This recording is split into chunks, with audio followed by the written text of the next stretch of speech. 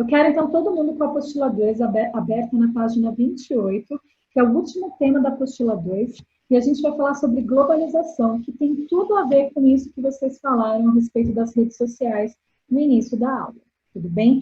Para poder falar sobre globalização e o que é o processo de globalização, eu vou fazer um resgate histórico com vocês, para a gente entender a partir de quando esse processo começa a acontecer. Então é o seguinte, aqui no Brasil, nós temos um intelectual chamado Milton Santos. Ele, inclusive, já faleceu, mas ele é um geógrafo que revolucionou essa ideia da globalização. Ele, então, fez com que a gente entendesse melhor o que é a globalização e, principalmente, a globalização do ponto de vista dos países subdesenvolvidos, como o caso do Brasil. Ele vai ser um intelectual renomado a nível internacional, então o mundo todo sabe quem ele é, por conta dos estudos de globalização que ele realizou, certo? Então, várias vezes eu vou acabar citando ele, né, tanto nessa aula quanto nas próximas aulas, e tem um documentário também dele a respeito desta questão da globalização. E por que eu estou falando dele? Primeiro que você precisa saber que um geógrafo negro brasileiro é conhecido mundialmente por ter estudado o que é o processo de globalização, certo? E para ele, a globalização vai começar a partir de 1500. E por que a partir de 1500? Porque a partir, né, do século XV, do século XVI, vamos lembrar que vai começar a ter uma evolução dos sistemas de transporte. Então, inicialmente, Espanha, Portugal e outras nações europeias usavam as caravelas para se deslocar para outras áreas do mundo. Com o tempo, não vão mais existir caravelas, né? Caravelas, vamos lembrar que elas dependiam do vento para poder se movimentar, e vão começar a surgir outros sistemas de transporte, como, por exemplo, navios com motores, né, a vapor, depois de um tempo, motores a combustão, vão começar a surgir os trens, vão começar a surgir carros, né? Ou seja, vai acontecendo ao longo dos séculos uma evolução dos sistemas de transporte. Ao mesmo tempo que isso vai acontecendo também uma evolução nos sistemas de comunicação, certo? Tanto é que vamos pensar, a partir de 1500 começa a ter essa evolução nos sistemas de transporte e comunicação. Primeira Revolução Industrial, final do século XVIII, por volta de 1780. É criada, então, a máquina a vapor. A máquina a vapor dá origem ao primeiro motor a vapor. Então, vão começar a surgir navios com motores a vapor. Então, eles vão ser mais velozes do que as caravelas, certo? Além disso, vai começar o desenvolvimento do telégrafo, que é uma maneira de se comunicar. Bom, depois, da primeira para a segunda Revolução Industrial. A segunda Revolução Industrial vai acontecer por volta de 1850. E a partir desse momento, vão ser criados os motores a combustão, que vão utilizar o petróleo, melhor dizendo, derivados do petróleo, como fonte de energia. E os motores a combustão vão deixar os navios da época mais velozes do que aqueles que eram movimentados com motor a vapor. Tudo bem? Além disso, vai estar acontecendo o desenvolvimento, né, das ferrovias, ou seja, de trens, né? Isso já vinha acontecendo da primeira Revolução Industrial também, mas um desenvolvimento, então, de ferrovias, de grandes linhas de trem, que vão transportar mercadorias e pessoas rapidamente de um local para o outro. Ao mesmo tempo que tudo isso vai estar acontecendo, vai estar tendo também o desenvolvimento do telefone, né? Então, ao longo do século XIX, dessa segunda metade do século XIX, vai ter desenvolvimento dos navios, eles vão ficar mais velozes, e também, né, das linhas de trem, assim como também do telefone. Em 1870, vai ter a criação dos carros, né, dos primeiros veículos automotivos. E aí, com o tempo, a gente vai percebendo toda essa evolução dos sistemas de transporte e também de comunicação. E por que isso é importante? Porque quando chega a terceira Revolução Industrial, e a terceira Revolução Industrial ela acontece por volta de 1970, nós vamos ter novas inovações tecnológicas nos setores de transporte e de telecomunicação. A partir de 1970, o que começa a acontecer? Pensando nos sistemas de telecomunicação, a gente vai ter as seguintes inovações tecnológicas.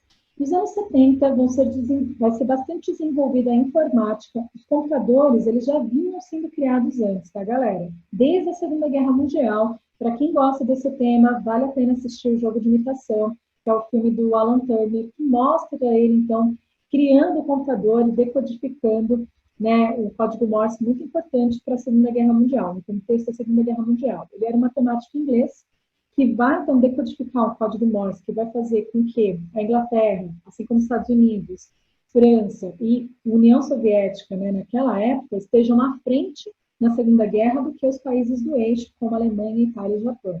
Isso é um ponto, mas além disso, ele vai começar a criar o computador. Né? Só que os primeiros computadores, as pessoas conseguiam entrar dentro dele. Ele era enorme, gigantesco. E mais que isso, eles tinham uma capacidade muito pequena se a gente comparar com os computadores atualmente. Bom, mas a partir dos anos 70 vai começar a ter uma intensa evolução na informática, né? Então, melhorar o processamento, capacidade de memória, transmissão de informação, tudo isso vai começar a acontecer. Além disso, vai começar a ter o desenvolvimento de satélites de comunicação, que vão transmitir informação para diferentes áreas do mundo. Também vão ter o desenvolvimento dos cabos de fibra ótica, que levam velocidades, melhor dizendo, que levam informações, né, mensagens com uma intensa velocidade de uma área para outra. Tudo isso vai estar acontecendo no âmbito da comunicação. Junto com isso, e que já vinha também sendo desenvolvido, o sistema rede. O sistema rede é o que a gente chama atualmente de internet, que pessoas localizadas em diferentes áreas do mundo conseguem se comunicar. Então, nos anos 70, a partir da terceira revolução industrial, a gente vai ter o desenvolvimento dos computadores, né, da informática, do sistema rede, internet, dos satélites de comunicação e também dos cabos de fibra ótica. Isso vai gerar uma intensa comunicação, né, com diferentes áreas do mundo, ou seja, uma comunicação praticamente em tempo real em diferentes áreas do mundo. E, além disso, também um grande fluxo de informações entre diferentes áreas do mundo. Olha como isso tem a ver com o que a gente estava falando no início da aula de hoje. Tudo bem? Ao mesmo tempo que isso foi acontecendo com sistemas de telecomunicação, isso também está acontecendo com sistemas de transporte.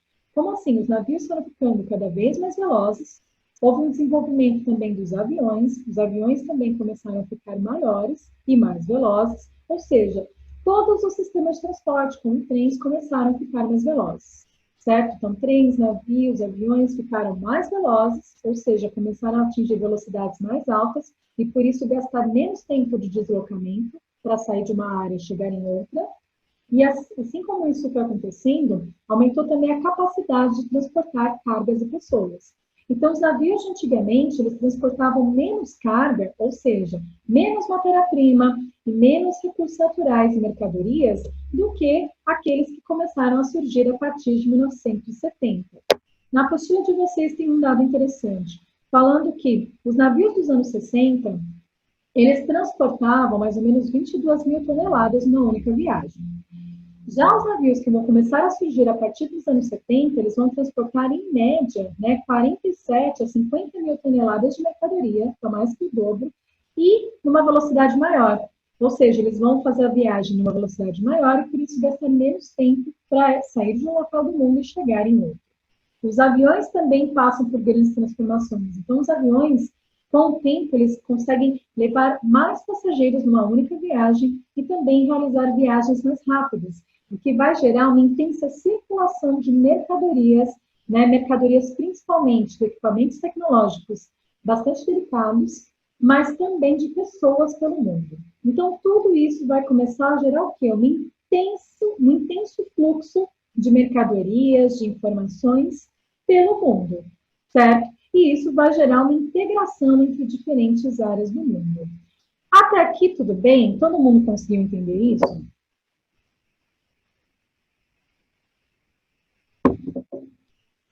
Sim? Me deem um ok aqui, por favor.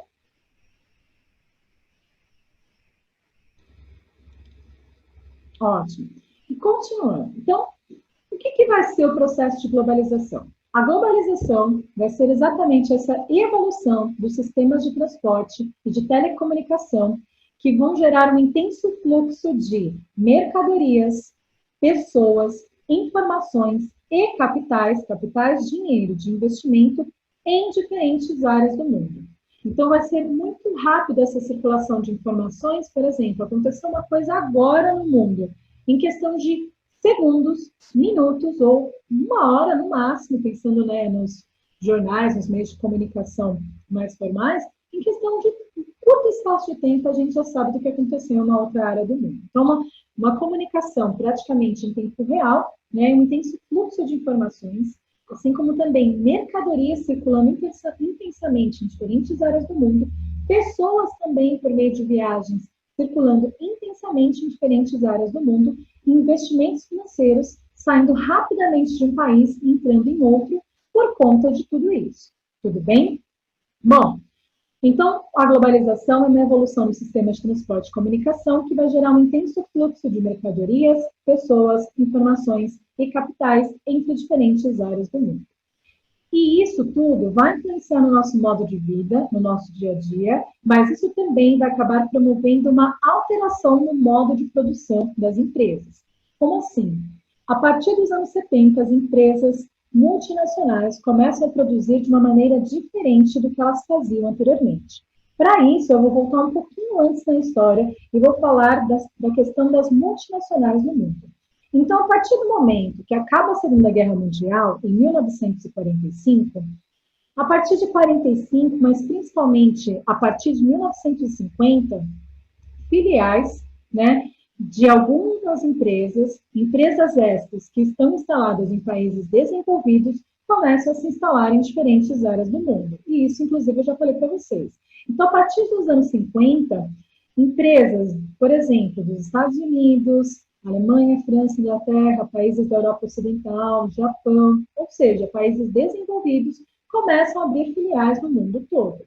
E começam a abrir filiais principalmente em países subdesenvolvidos. E por que nos subdesenvolvidos? Porque eles oferecem mão de obra, matéria-prima e fontes de energia baratas, assim como também flexibilização das leis trabalhistas e ambientais. Né? A gente já falou um pouquinho a respeito disso.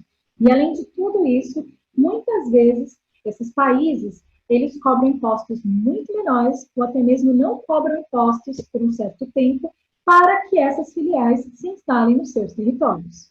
Então, os países subdesenvolvidos, eles acabam dando uma série de incentivos para atrair filiais de empresas multinacionais. E aí, então, essas empresas começam a sair dos seus países sedes, que são os países desenvolvidos, e vão abrir filiais no mundo todo, onde o custo de produção da mercadoria vai ser menor. E vai ser menor exatamente porque a matéria-prima, a fonte de energia e a mão de obra, assim como também os incentivos fiscais, vão baratear a produção dessa mercadoria em outra área do mundo. Tudo bem? Bom, isso vai acontecer a partir dos anos 50, só que o que é importantíssimo entender que nesse contexto, cada uma das filiais dessas empresas, elas produziam um produto inteiro dentro da filial. Então, vamos usar como exemplo a Nike. A Nike, ela é uma empresa que surge nos Estados Unidos em 1902, mais ou menos, e aí, a partir dos anos 50, ela começa a abrir filiais em diferentes áreas do mundo, principalmente em países subdesenvolvidos. Só que nos anos 50 e 60, cada filial da Nike, em uma área do mundo diferente, produzia, por exemplo, tênis, assim como os agasalhos, as bolas, enfim, todas as mercadorias relacionadas a esporte que a Nike produz, inteiras dentro das suas filiais. Certo? Então, por exemplo, os agasalhos, eles eram muito feitos na Arábia Saudita. Os tênis, por muito tempo eles eram produzidos no Brasil, além de outras áreas do mundo, e depois, mais recentemente, no México. Só que é o seguinte, o produto inteiro era feito dentro dessa filial. Com o processo de globalização que vai começar a acontecer a partir de 1970, tudo isso vai mudar. Como assim? Vai começar a ter uma fragmentação da produção de mercadorias a nível mundial. As empresas multinacionais, a partir dos anos 70, elas passam a ser chamadas de transnacionais. E por que transnacionais? Porque elas vão abrir para o mundo. Então, essas empresas, elas vão atuar em um enorme número de países. Eu estou falando, por exemplo, de empresas que atuam em 150, 160, 170 países, mais ou menos, né? E vamos lembrar que somos 200 países pelo mundo. Então, elas atuam no maior número de países. E o que acontece? Cada uma dessas filiais, né, a partir da globalização, não vai mais produzir a mercadoria inteira dentro de cada uma dessas filiais. Não, o que vai acontecer é uma fragmentação da produção. Como assim? Cada uma dessas filiais vão produzir apenas uma parte do produto, ou seja, alguns componentes de uma certa mercadoria. Vou melhorar então isso. Pegando o exemplo da Nike, a partir da globalização, se antes, né, da globalização, cada filial produzia o tênis inteiro, o agasalho inteiro, né, os equipamentos de esporte inteiro dentro das suas filiais, a partir de 1970 isso muda. Então, voltando ao exemplo, o tênis. O tênis, por exemplo, a sola vai ser feita numa parte do mundo. E por que só a sola vai ser feita nessa parte do mundo? Porque o acesso à borracha, a matéria-prima da borracha, é mais barato nessa área do mundo. Bom, já o tecido sendo costurado com couro vai ser feito em outra área do mundo. Por quê? O acesso a couro, e assim como também a tecido em outra área do mundo, é mais barato. Bom, o cadarço e a parte de plástico da ponta do cadarço vai estar sendo feita em outra área do mundo. Então é o seguinte, enquanto a sola está sendo feita num país, né, o tecido está sendo costurado junto com o couro numa outra área do mundo, assim como também o cadarço está sendo produzido simultaneamente, ou seja, ao mesmo tempo, em outra área do mundo. Então, observem, cada uma dessas filiais estão produzindo diferentes partes de uma mesma mercadoria, diferentes componentes de uma mesma mercadoria. Depois que cada uma dessas partes estão prontas, tudo isso vai para um único país, onde o produto é montado, finalizado e depois vai para o mercado mundial, ou seja, vai chegar em diferentes países, certo? Então, a partir da globalização, além da globalização ter influenciado a nossa comunicação praticamente em tempo real com diferentes áreas do mundo e o nosso deslocamento no espaço também facilitando o nosso deslocamento para diferentes áreas do mundo, isso vai influenciar principalmente o processo produtivo, principalmente a produção de mercadorias. E por que as empresas vão resolver fragmentar, então, essa produção em diferentes partes? Para poder explorar aquilo de mais barato que diferentes áreas do mundo oferecem, e como agora é fácil e rápido se comunicar e transportar mercadorias ou partes de mercadoria de uma área do mundo para outra, em que, inclusive, quanto mais rápido, mais barato, elas acabaram, então, fazendo esse processo, porque, por incrível que pareça, fragmentando a produção a nível mundial, como eu expliquei para vocês, como agora é rápido esse deslocamento, quanto mais rápido, mais barato, elas conseguem diminuir o custo de produção das mercadorias, produzindo de forma fragmentada a nível mundial. Galera, ficou claro até aqui? Todo mundo entendeu? Oi. Quem falou?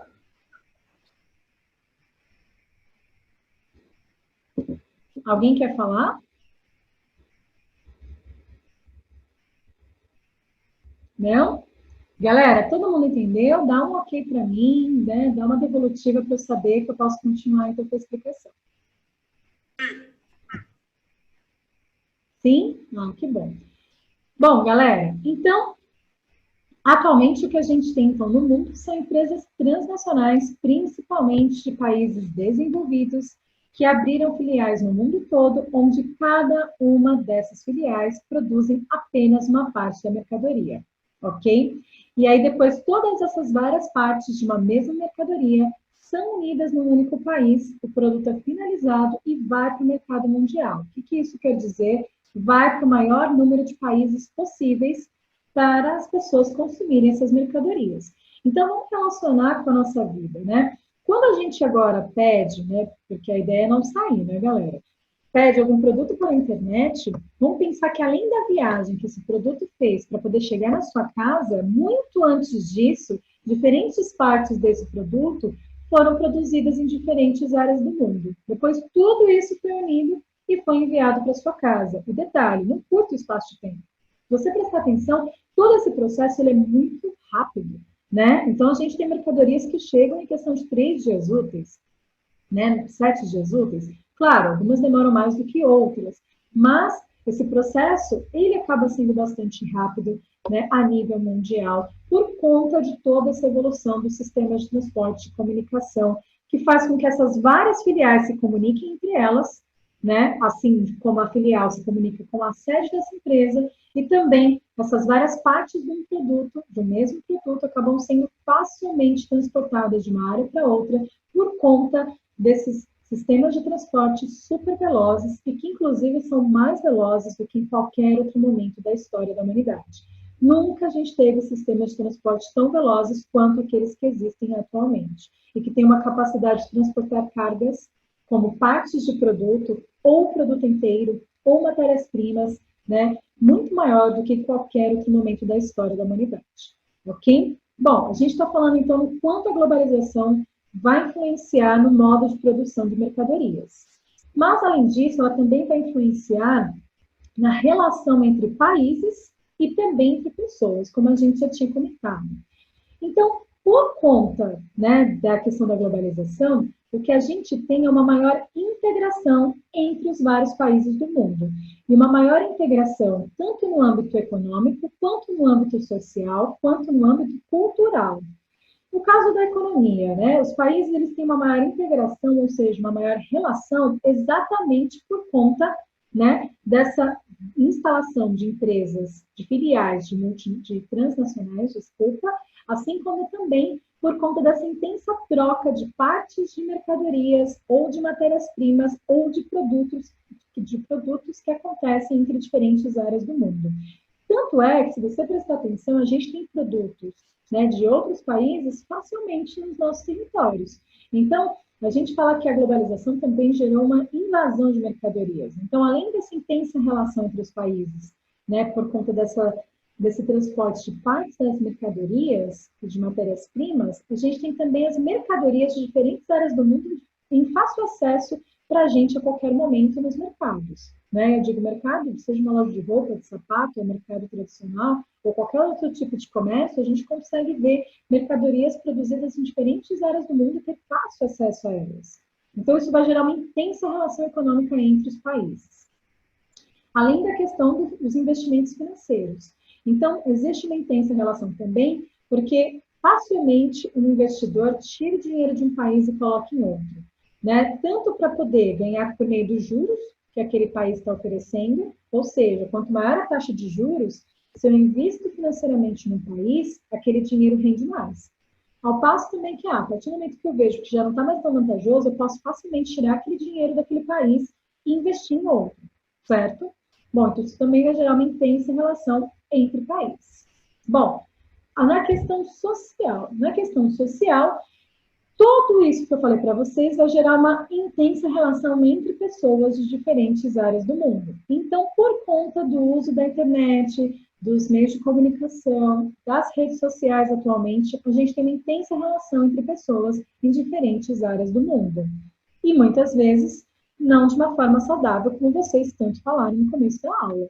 Né? Infelizmente, a gente tem pessoas em diferentes lugares do mundo atacando outras pessoas, criticando outras pessoas, expondo essas pessoas, fazendo bullying com essas pessoas. Então, olha só o quanto a gente também não usa todos esses sistemas de telecomunicação e as redes sociais de maneira não saudável. Né? A gente não usa de uma maneira saudável, na verdade, muitas vezes. Na verdade, assim, né? Nem tudo é 100%. Como assim? A gente não usa só para o mal as redes sociais, os meios de comunicação, mas também tem muita gente que não usa para o bem. Então, é uma questão da gente pensar um pouco e refletir, inclusive no nosso comportamento nas redes sociais a respeito disso, ok? Bom, e também existiu uma maior integração por conta do processo de globalização, existiu e existe uma maior integração cultural.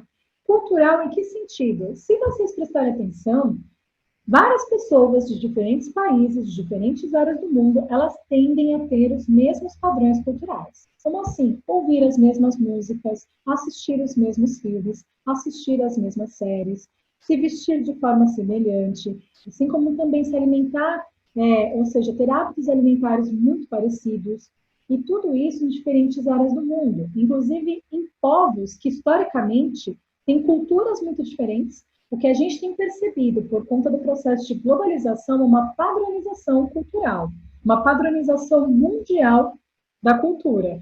E por que isso tem acontecido? Porque as transnacionais, né, que acabam então instalando filiais e por meio da publicidade, propaganda, influenciando um grande conjunto de países por conta dos meios de comunicação, elas vendem os mesmos produtos para diferentes áreas do mundo. Ou seja, quando a gente tem uma empresa de entretenimento dos Estados Unidos, né, ela acaba vendendo as suas séries, filmes, desenhos, músicas, enfim, para o próprio Estados Unidos, para o Brasil e para diferentes áreas do mundo. E as pessoas consomem isso. E assim como isso acontece, né, com a indústria do entretenimento, isso acontece também com a da moda, isso acontece com os fast foods, isso acontece com outras coisas. E tudo isso tem gerado uma cultura de massa. O que é isso? Tem feito com que um grande número de pessoas a nível mundial tenham os mesmos hábitos culturais. Certo, galera? Bom, agora eu queria ouvir de vocês. Vocês se identificam no meio desse processo de globalização que eu falei para vocês, principalmente do ponto de vista cultural, que é o que eu estou citando por último?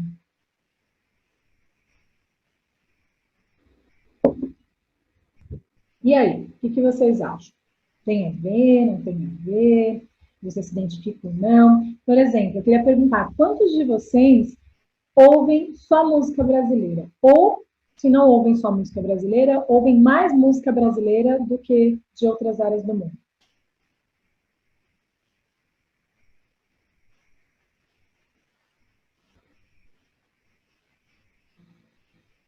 Gente, agora vocês podem habilitar o microfone, tá? A ideia é realmente participar da aula nesses últimos minutinhos.